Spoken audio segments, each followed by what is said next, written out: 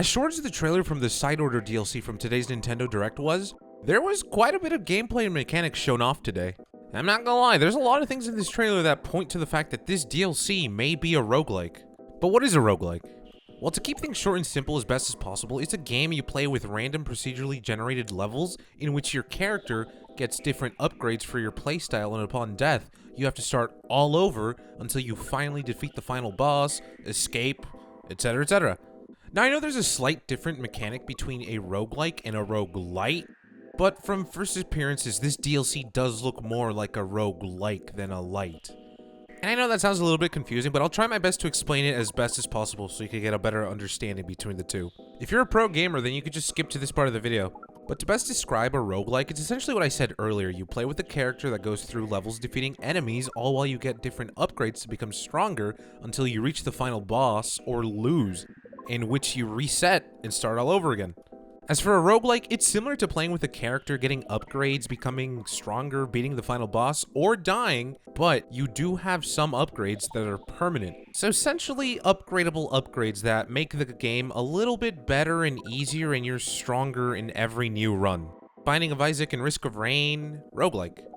Hades, Gunfire Reborn, Slay the Spire, like Spire of Order, all roguelites with permanent upgrades to your character or upgrades for upgrades. It gets a little bit confusing, but honestly, that's the best way I can explain the two differences to my knowledge of these similar genre of games. Clearly, there's more differences such as difficulty, health, gameplay, etc, but I'm not here to get into that. You can always find a better video explanation.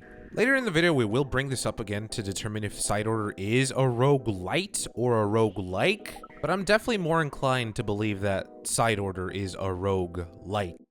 But alright, now that we sort of have a basic understanding, how is Splatoon 3's Side Order a roguelike? Well, for starters, check out this clip from the Nintendo Direct. This brand new story is set in the Spire of Order, where you'll strengthen your character's abilities as you ascend the Spire's floors.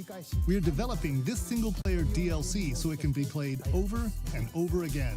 Like, come on, that's the perfect description. Now let's take a closer look at the gameplay that's shown. We start off with 8 and Pearlbot, who will definitely be our little buddy companion assistant. But then all of a sudden, bam, we get hit with Dead Fish. Act. It's a very strange localization name, but it's still a really good 3D model.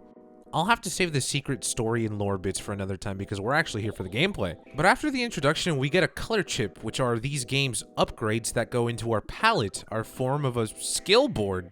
At first, we get a single blue chip in the start of the palette, only later to be shown with a bunch more, and this time it starts with the teal chip. So if this is a roguelike, then that right there would mean this clip with the single blue chip is the first run the player goes through, while in the second clip, they're attempting a second, third, maybe even 47th run with a brand new variety of chips on the palette upgrades. If we take a look at the top right, we can see the current floor the player is on. Then there's a floor selection that takes you to 3 different areas, all having different variety of difficulty, reward, and color chip. The chips are also different colors that correlate to what upgrade they provide. Red is power, providing ink damage, splash damage, and main firing rate. This can also somewhat be noted as in the beginning of the trailer, 8 is doing around 200 damage, and then it later increases to 400. But why would they show the damage? It could be points from all we know, but at the same time, this could be the game's way of showing you that you're actually getting stronger. But as for the other chips, support is purple, providing ink saver main, maybe it'll also have sub saver and ink recovery. Range is orange, and it seems that it only provides splash radius, but it could probably also give an increased weapon range, so a pair of regular splat dualies can turn into squelcher dualies.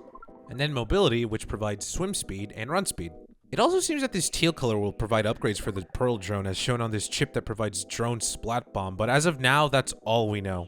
There seems to be a total of 7 different colors currently on the palette, but I believe that there may be one more so we can make a perfect 8, and we can come full circle considering, you know, we're playing as 8.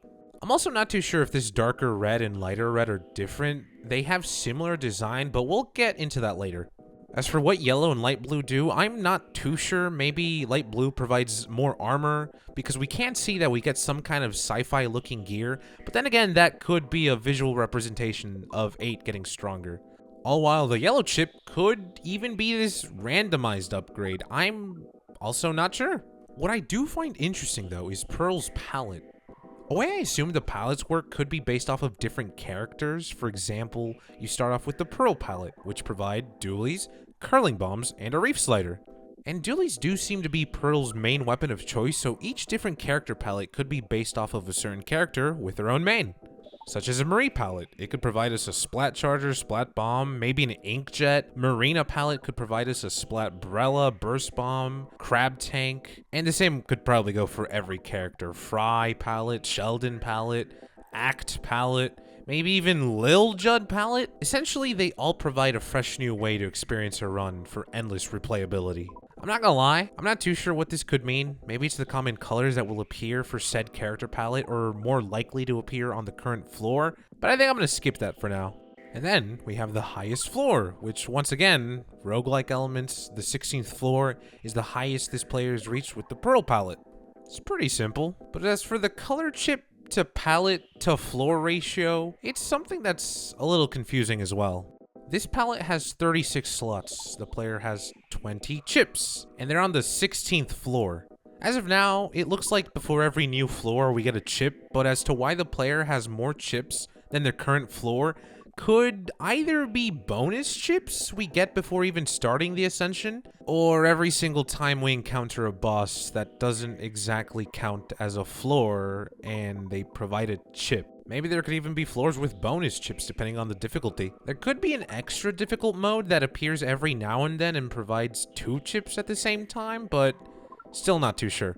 As for how many floors there are in total, I'm not too sure because 16 floors is pretty high, but at the same time, I don't think there would be a total of 36 floors to correlate with the amount of palette slots. Maybe different palettes have different amount of floors and slots, but once again, really too early to tell. Now, we move on to the largest factors making it a roguelike: upgrades and rewards. So clearly these new chips are our upgrades. We get one before each new floor, and the best way I could assume they work is each chip we get adds to our total percentage. Each run you start off with 100% on each attribute: power, support, range, mobility, etc, etc. But for every chip we get, it increases our total percentage. As seen here with the red chip, power. If we choose this chip, it'll increase our power from 160% to 190. The way the preview seems to work is when you go to your palette, the abilities that's selected, it highlights which chip they are. For example, here's 3 for ink damage, 2 for splash damage, and as previously mentioned, this is a slightly different shade, but this could also just be main firing rate. We start at 100%, and then each chip, this one being splash damage, will provide a 30% increase. So if someone decides to go with max splash damage build, then they'll end up with 270% splash damage, costing us a total of 9 red splash damage chip slots. That's a lot of chips. The same goes for every different upgrade, but it seems mobility doesn't go up by 30%, so each will have their own percentage on increase. As for the drone Splat Bomb, it states multiple copies slightly reduce the required gauge. And it has the special point system. How that works, I also really don't know. But what I am confused by in this example is when the selection hovers over run speed up, it shows you'll be getting your 3rd slot in a max of 5 slots. But previously in the palette, it shows there are 4 mobility chips. We can assume this one's for swim speed, as seen here, and the previously mentioned ones are 2 for run speed. But then the player ends up selecting the same chip and they still have 4 mobility chips? So I'm not too sure if that's a slight error because I don't think it would be a preview because the previously highlighted chip was the splash damage chip. Essentially the player goes from having 4 to 3 to 4 again, which could be a slight error. Or maybe I'm wrong, I'm not too sure, but overall though, it seems these upgrades are pretty easy to understand. As for the rewards, I'm not too sure how similar they are to Octo Expansion if you need a certain amount to get into a level. It doesn't seem that'll be the case this time around. Maybe the currency will let you unlock in-game collectibles for lockers and other character palettes, but I don't think these will be used to permanently upgrade anything. Color chips or character palettes, which in turn would not make it a roguelite. But to sum it all up, I think this is how the gameplay will go. You wake up, you get introduced to everything, it's the same old usual Splatoon until you get introduced to the color chips. These color chips will help you become stronger to ascend the Spire of Order, rinse and repeat, and then finally, first boss. You lose, and you have to start all over again from floor 1. Oh, and all your chips are gone. All that remains is your starting palette, your determination to ascend the spire of order, and your knowledge that Splatoon 3's side order is a roguelike. Honestly, that sounds amazing to me. Roguelikes and lights are very fun. Sure, it may sound repetitive, but what keeps it fresh and filled with infinite possibilities are your starting weapons and all the random chips you'll get through every new floor, which hopefully are always different. Surely every 16th floor, you're just not stuck with these options, right? One thing that does make this interesting, though, is that each floor, at least up to floor 16, like the trailer, all have 3 options from easy, medium, and difficult. Giving the floors difficulties seems a little funky. Maybe you could just do every easy floor your first run, and you beat the DLC in one go, but who knows, maybe there'll be some challenges. Maybe depending on what difficulties you play, you unlock different parts of the story, so if you do an all-easy run, you learn very little about the story. But if you play max difficulty, the game rewards you with the whole story, and the secret ending boss fight against Glenn Fiddler. So it'd kind of be similar to After Alterna. Or it's all progression-based story where every completion, the story moves forward until you reach the final goal. Similar to Hades. We still have very little knowledge to the overall gameplay of Side Order. I'm sure it's bound to change here and there, considering there's still a lot of time before spring 2024. I just really hope this is somewhat a roguelike. That just sounds a lot of fun and filled with a bunch of screenshots of people showing off their different builds from beginning to end. Something that would be interesting could be an endless mode, but at the same time, I don't know how that would work. And maybe it's a little too early to even start thinking about that. But still, a roguelike element with a progressive story sounds so good. And I didn't even cover what the story of this DLC could even be. This world looks so digital and sci-fi. Maybe Marina was right all along. Maybe we have been living in a simulation this whole time. I mean, look how 8 respawns. Their little soul floats into their body and they respawn all digitally. But what do you think? How do you think this DLC is going to play out? Is it a roguelike? Is it a roguelite? What if it's not either? Also, if you've never played a game from this genre, I would heavily recommend Hades, the roguelite, and Risk of Rain, the roguelike.